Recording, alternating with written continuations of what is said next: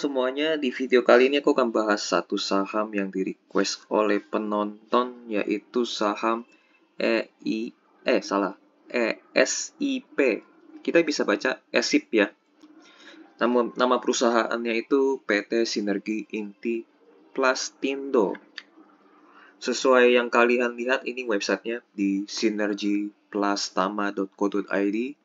Mereka menjual plastik atau memproduksi plastik ya. Ini terlihat gambar plastik. Ini produknya mereka. Plastik, kantong gelas, dan plastik lainnya.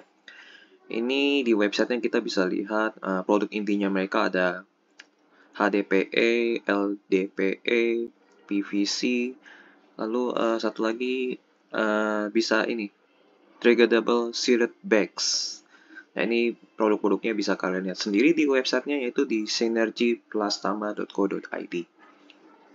Nah, di sini juga kalian bisa lihat di halaman investornya ada prospektus, laporan tahunan, dan laporan keuangan. Ngecek sendiri ya di websitenya kalau mau lihat lebih detail. Intinya mereka jualan plastik. Oke, kita lihat di profil singkatnya mereka di halaman websitenya idx.co.id. Mereka baru IPO di tahun 2019. Jadi mereka jualan industri barang dari plastik untuk pengemasan ya. Industri barang plastik lainnya, perdagangan besar karet dan plastik dalam bentuk dasar. Oke. Kita lihat jalan direksi dan komisaris. Nah, kalau perusahaan yang tidak terkenal, kalian wajib cari nama mereka itu di Google. Apakah ada rekam jejak yang buruk atau tidak? Dengan cara ketik nama mereka, spasi kasus, atau skandal. Kalau ketemu ada kasus atau skandal, harap hati-hati. Gitu. Ini yang nama-nama direksi dan komisaris kan cari tahu. Ini pemegang sahamnya ya. Dan kemungkinan Pak Erik ini pengendalinya ya. Ini ada PT Tanindo Omega Plastik. Kemungkinan ini di belakang PT ini juga dipegang oleh Pak Erik. Jadi kalian harus cari tahu juga ini nama PT Tanindo Omega Pacific ini di belakang orangnya itu siapa. Dengan cara ketik founder atau pemilik atau pendiri PT Tanindo Omega Omega Pacific. Nanti kalian akan ketemu satu nama, nah orang itu nanti kalian cari tahu latar belakangnya. Tapi kemungkinan besar ini orangnya sama, yaitu Pak Eriknya sendiri. Gitu, ini masing-masing pegang 31% ya. Nah, kalau misalnya memang di belakang PT ini Pak Erik sendiri, ya berarti Pak Erik pegang 63%. Gitu. Secara komposisi pemegang saham ini cukup ideal ya. Ada satu pengendali. Tapi kalau misalnya orangnya berbeda berarti kurang ideal. Cari tahu dulu. Masyarakat agak lumayan banyak. Karena aku maksimal 30%-an, tapi ini lebih dari 30% dan hampir 40%. Jadi itu aja sih. Cukup ideal kalau misalnya ininya Pak Erik, pengendali PT Tanindo Omega Pacific. Oke, kita masuk karena perusahaan ini baru IPO, jadi aku akan ngecek mereka menggunakan IPO itu untuk apa ya. Rencana penggunaan dana hasil IPO, mereka pakai untuk membeli tanah dan bangunan sebagai berikut. Nah, ini tanah dan bangunan ya, yang mereka beli. Jadi, semua dana IPO itu dipakai buat beli tanah dan bangunan. Akan digunakan perusahaan sebagai pabrik untuk meningkatkan kapasitas produksi dan volume penjualan perusahaan. Oke, itu bagus. Dipakai untuk produksi. Perusahaan memiliki hubungan afiliasi dengan pihak penjual tanah dan bangunan, yaitu Erik. Nah, ini agak mencurigakan ya. Mereka ini belinya yang juga merupakan pemegang. Ini agak mencurigakan karena beli tanah dan bangunannya itu ada hubungannya dengan si Pak Erik ini. Padahal Pak Erik Budi Setiono Kurniawan ini sendiri pemilik perusahaan ya. Nah, ini Berarti mereka IPO untuk merampok duit uang investor. Ini udah pasti sih. Karena ini beli bangunan dan tanah milik sendiri masalahnya. Ini bukan milik pihak ketiga ya.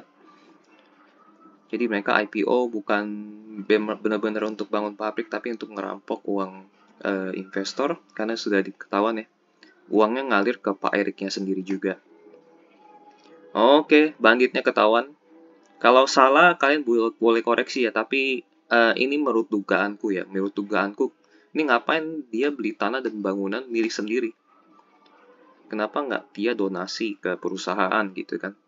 Kenapa harus ngambil duit investor, beli beli dana sendiri? Itu agak aneh menurutku. Itu menurutku agak aneh ya. Oke, ini udah terjawab ya. Ini kayaknya sih bandit ya. Ini banditnya bukan sendirian, kemungkinan ini rame-rame. Jadi hati-hati. Udah dari situ udah hati-hati lah. Tapi nggak apa-apa kita ngelihat laporan keuangannya ya. Kita lihat bagian aset lancar. Semua uang di sini dalam rupiah ya. Aset lancar mereka 35 miliar. Paling besar itu di persediaan. Nomor 2 piutang usaha. Uang cashnya kecil banget 2 miliar. Ini kecil banget sumpah. Wah, ini kacau banget sih. Oke, piutang usaha pasti persediaan kita lihat di nomor 7. Persediaannya siap dijual atau tidak.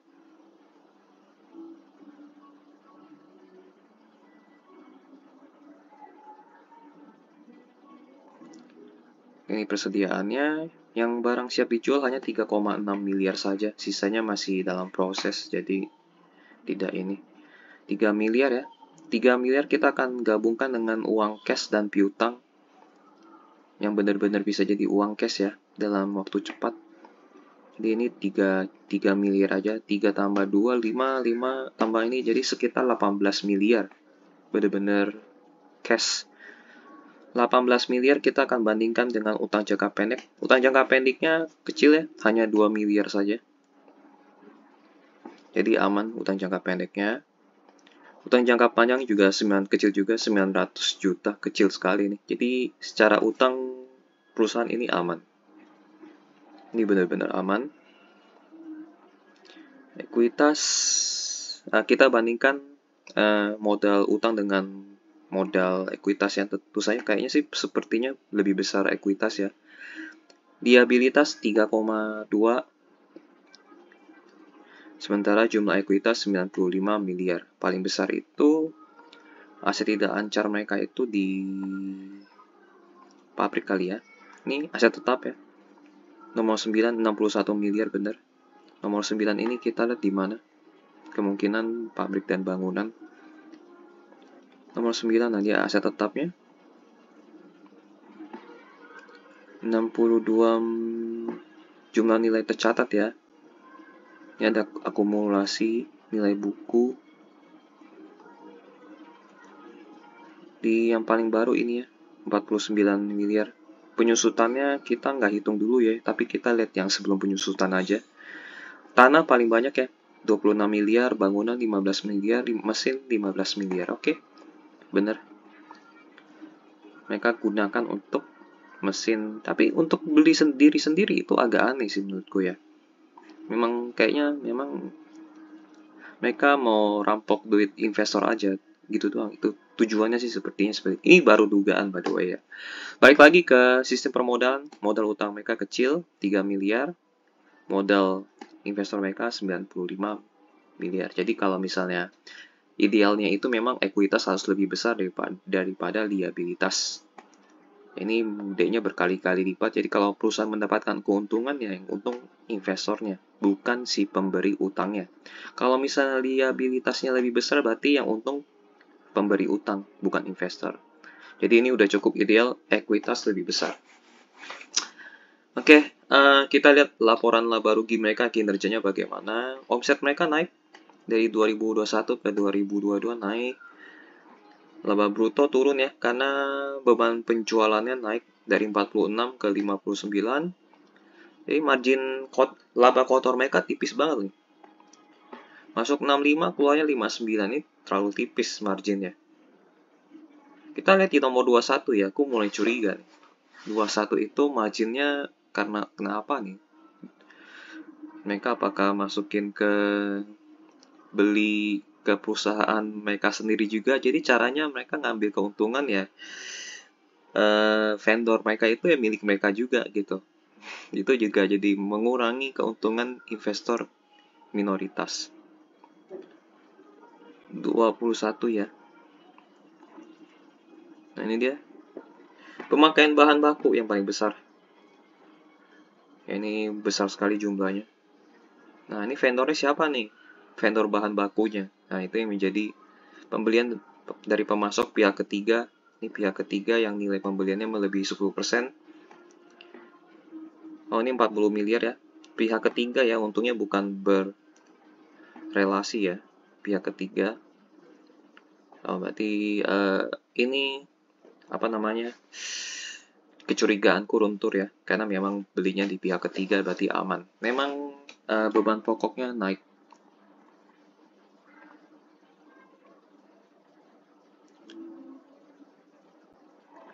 Oke, mana ini laporan laba ruginya. Marginnya tipis, laba kotornya turun, dipotong berbagai biaya ya. Ada tambahan ini operasional. Apakah ada pengurangan? Oh, ada beban keuangan yang turun ya, dari 2,9 miliar turun ke 1,1 miliar. Jadi keuntungannya hanya naik tipis ya, dari 600 juta naik ke 900 juta karena beban keuangannya turun. Tertolong lah.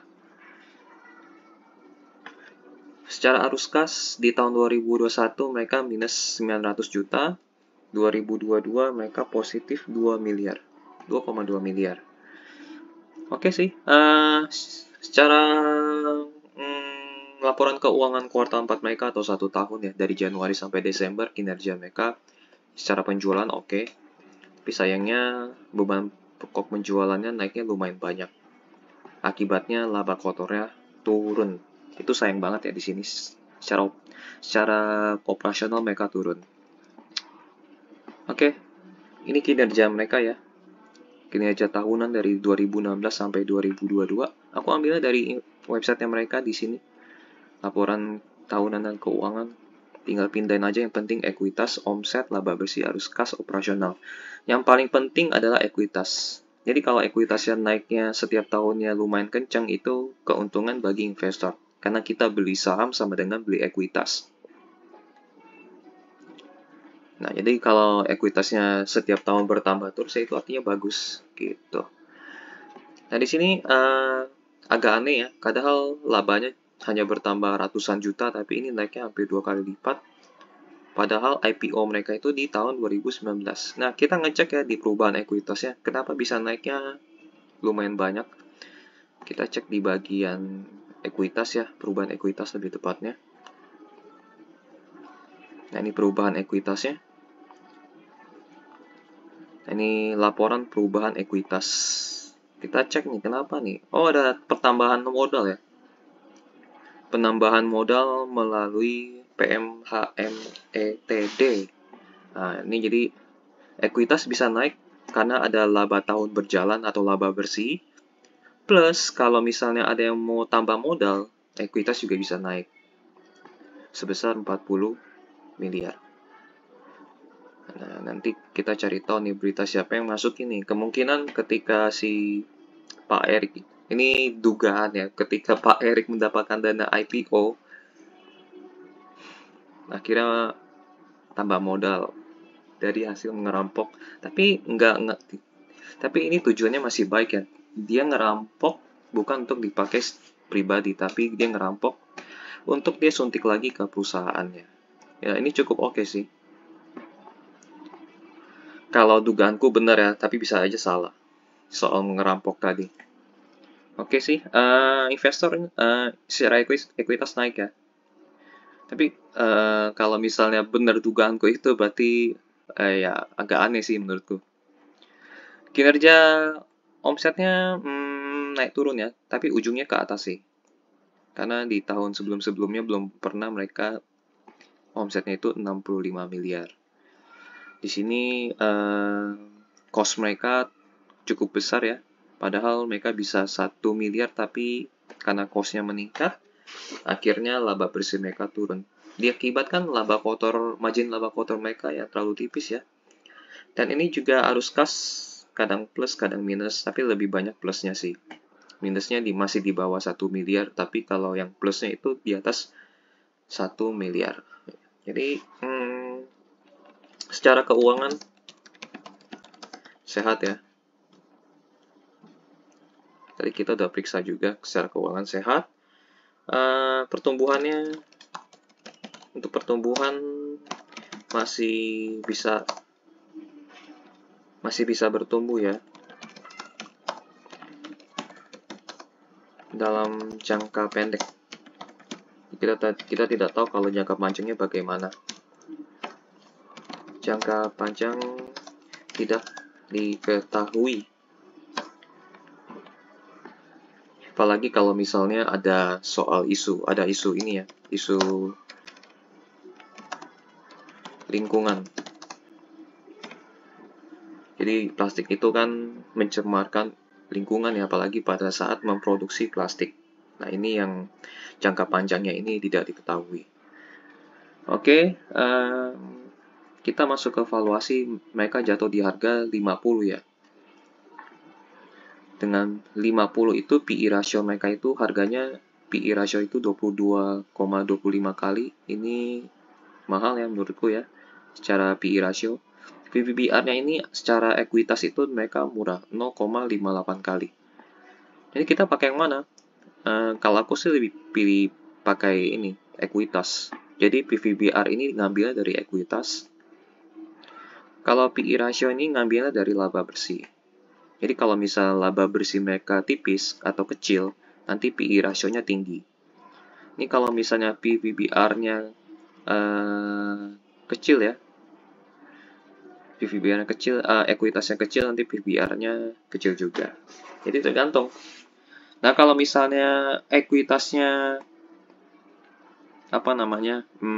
masih 50-an miliar ya, ini kemungkinan masuk kategori mahal nih. Ini bertambahnya hampir 2 kali lipat, berarti sebelumnya mungkin PVBR ini 1 kali. Sebelum 95 miliar. Kalau misalnya ekuitasnya itu masih 50 miliar. Ini pasti PVBR-nya 1 kalian. Itu jadi ini aku anggap harga wajar ya, bukan mahal. Karena aku lihat kemampuan laba bersihnya dan sebelum mereka suntik dana. Gitu. 50 ini wajar dengan kinerja seperti ini, yang labanya tipis. Ini akan berubah kalau misalnya labanya naik. Oke, kita lihat presentasi mereka ya. Mereka lakukan di Juli 2022. Kita lihat apa yang akan mereka presentasikan.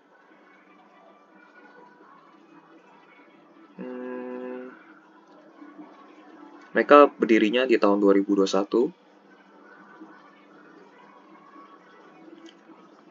di Jakarta kantornya. Ini pabriknya di Jakarta.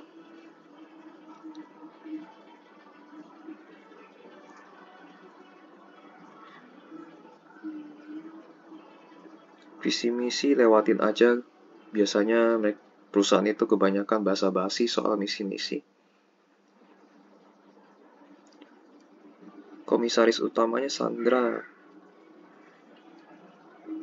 Ini kalian wajib cari tahu nama-nama mereka, apakah punya rekam jejak yang buruk atau tidak. Direksi ya, ini Pak Eriknya ya. Erik Budi Setio Kurniawan yang melakukan transaksi agak aneh.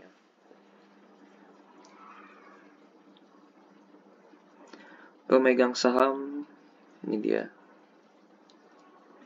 Masyarakatnya 31%. Ini nggak tahu sudah di-update atau enggak. Ini sudah diketahui ya.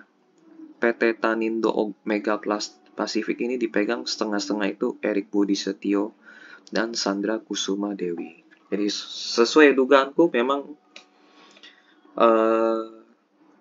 dipegang oleh Pak Erik juga. Jadi pengendalinya ini Pak Erik.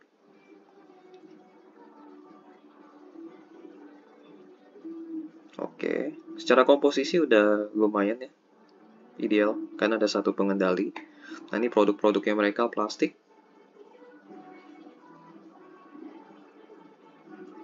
Ini hanya menampilkan kinerja keuangan mereka saja sih. Kinerja keuangan, informasi tambahan. Oh, ada right issue ya. Oh ya, ini right issue. Ternyata ini bukan suntikan modal dari Pak Eriknya, tapi dari right issue ya. Di sini mereka ada penawaran terbatas pada bulan Maret 41 miliar. Jadi aku koreksi, ini tambahan, ini bukan dari suntikan Pak Erik, tapi dari right issue. Right issue 41 miliar.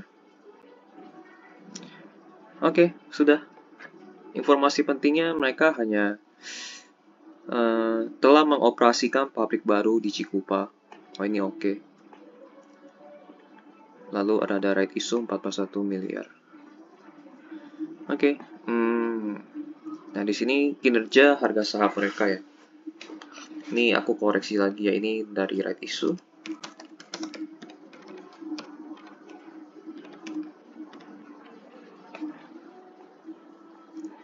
Nah, ini kinerja saham mereka. Mereka IPO di pembukaannya di harga 200-an ya. Sempat naik ke 400-an, lalu terjun payung ke harga 50 sekarang ya. Ini kemungkinan dari right issue ya. Ini mereka right issue-nya itu di harga berapa ya tebusnya ya? Right issue kan mereka di tahun 2022 ya. Mungkin di akhir awal 2022 right issue, lalu harganya jatuh ke bawah. Ya. Oke. Ini murni karena right issue aja sih. Dividen mereka hanya bagi satu kali. Nah, ini berita tentang saham SIP ya. Kalian bisa cari di kuantan.co.id, ketik kode sahamnya. Oke. Incar margin tebal dari produk daur ulang. Oke, nanti kalian bisa baca sendiri ya berita-berita ini. Ini rencana sinergi Plastino usai right issue, kemungkinan pabrik lagi ya.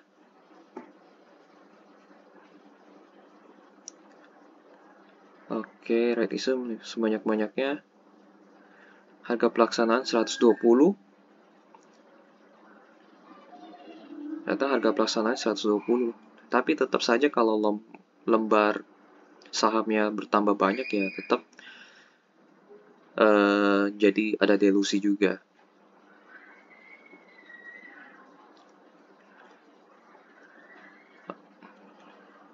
Digunakan untuk modal kerja, namun tidak terbatas untuk pembelian bahan baku, bahan penunjang, dan lain-lain. Lebih tepatnya mereka ke modal kerja ya. Oke. Artinya masuk ke kantong perusahaan. Tapi problemnya masuk 41 miliar. Jadi kita lihat sendiri ya, uang cash mereka hanya sisa 2M. Ini benar-benar 2M. Padahal mereka habis right issue kan. Lalu digunakan untuk apa? Kita lihat di arus kasnya mereka ya. Bayar kepada pemasok. Tapi uang masuk, ya ada uang masuk. Nah, di sini ada perolehan dari right issue ya nih. Right issue 40 miliar di sini. Oh, kejawab ya. Jadi mereka right issue tujuannya untuk bayar pinjaman bank 32 miliar. Akhirnya pinjaman bank ini lunas dari right issue. Oh, jadi ngerti. Oke. Aku akan masuk ke bagian kesimpulan ya. Oke. Jadi mereka ada pinjaman bank sebesar 32 miliar. Mereka right issue untuk bayar utang. Oke, got it. Kita langsung masuk ke kesimpulan. Prospek kurang menarik ya. Karena dari manajemen ada permainan. Permainan yang kurang etis. Terutama saat menggalang dana IPO dan dana red issue. Jadi di beritanya sih mereka bilang operasional, tapi kalau yang tercatat untuk bayar utang, nah ini nggak benar sebenarnya. Yang satu lagi anehnya, perseroan memiliki hubungan afiliasi dengan pihak penjual tanah dan bangunan, yaitu Eric, yang juga merupakan pemegang saham perseroan milik sendiri. Jadi dia beli tanah milik sendiri. Ini kan ngaco kan sebenarnya. Jadi ya mereka IPO untuk dugaan sementara perusahaan IPO untuk masuk. Ini dana IPO ya, dana IPO masuk kantong Eric. Lalu dana right issue bayar utang 80% digunakan untuk bayar utang. Udah selesai ini. Jadi prospeknya kurang menarik karena manajemennya kurang etis ya si Pak Eric dan kawan-kawannya. Cara keuangan untuk saat ini sehat, tapi uang kas kecil.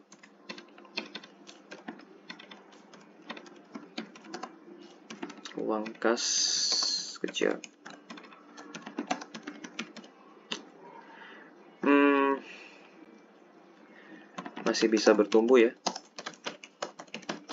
karena dari sisi bisnis mereka masih menjalankan dengan serius.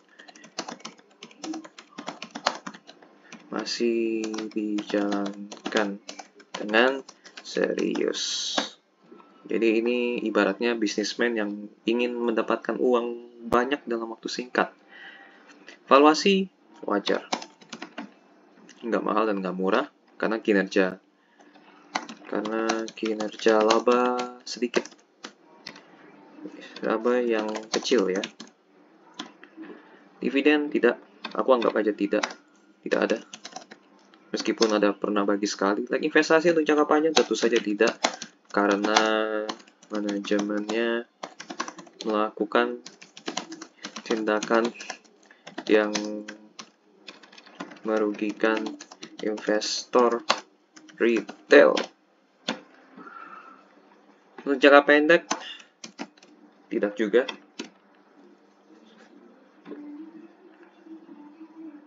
Ya kalau udah manajemennya kurang etis ya, jangka pendek pun juga bahaya karena ada manipulasi ya. Alasannya sama, karena manajemen kurang etis lah ya.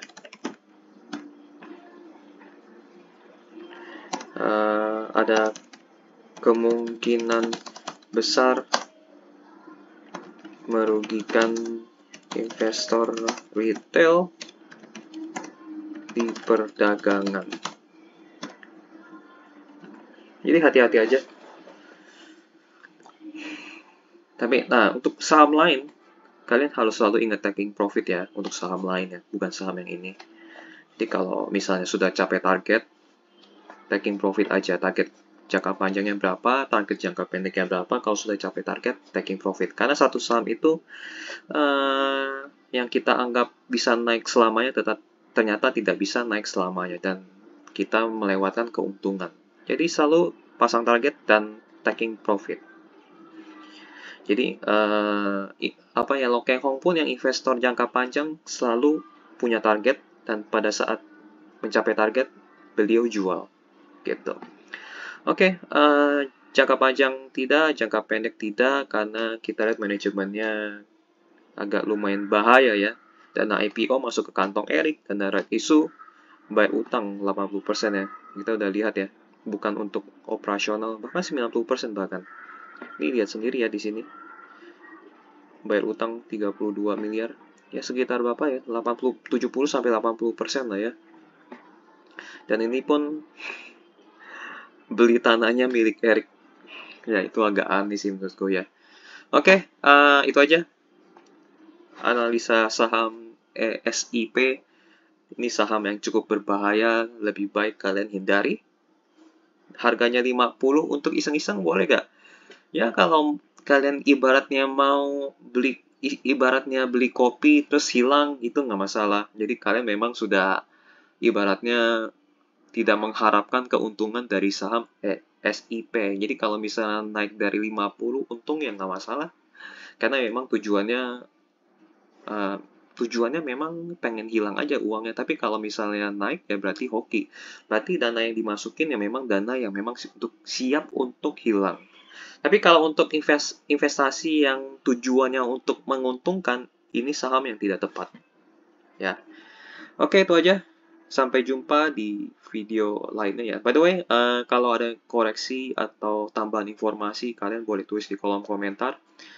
Dan kalau misalnya mau request saham juga boleh ditulis di kolom komentar ya. Sampai jumpa di video analisa saham lainnya. Bye-bye.